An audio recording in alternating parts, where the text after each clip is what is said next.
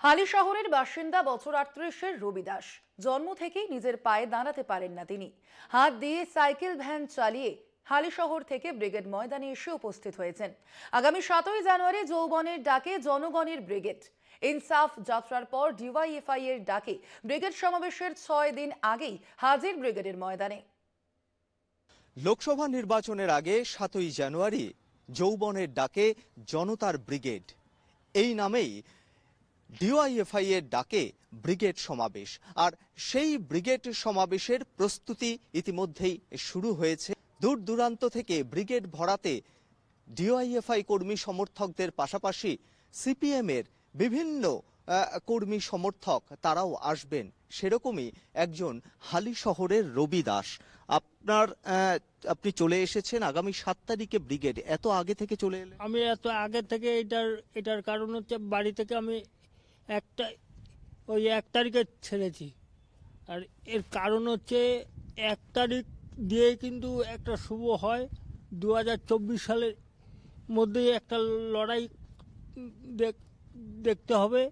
যা পরিস্থিতি চলছে ভারতবর্ষে এবং পশ্চিমবাংলায়, এর জন্য আমাদের সমস্ত বামপন্থীদের এক হওয়া দরকার। এই বলছি আর কি। এর আগে ব্রিগেড সমাবেশে এসেছেন?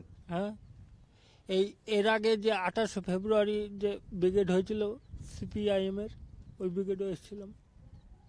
বুদ্ধবাবুর ব্রিগেডে আপনি দেখেছেন? হ্যাঁ, দেখেছি। তার আগে জ্যোতিবাবুর ব্রিগেড সমাবেশ? হ্যাঁ, দেখেছি।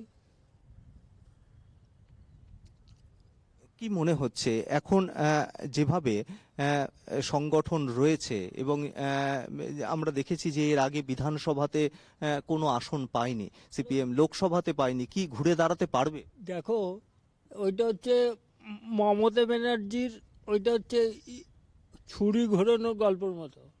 ঠিক আছে, বামপন্থী বলে নেই, ৭ তারিখে সেটা প্রমাণ হয়ে যাবে। বামপন্থী ছাড়া আমি কিচ্ছু বুঝি না। আমি কেন, সারা পশ্চিমবাংলা বুঝবে না, সারা ভারতবর্ষ বুঝবে না।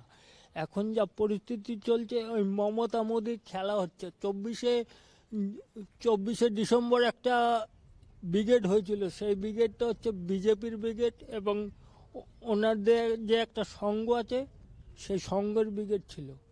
ঠিক আছে, এই ব্রিগেডটা ইনসাফের ব্রিগেড।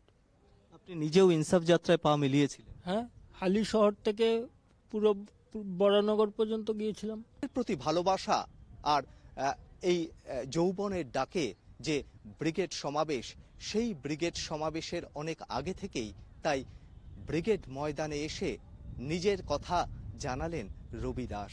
আর জানাচ্ছেন আগামী ২০২৪-এর লোকসভা নির্বাচনে ঘুরে দাঁড়ানোর এক অঙ্গীকারের কথা, এক স্বপ্নের কথা, যে স্বপ্ন দেখছে যৌবনের ডাকে জনতার ব্রিগেড।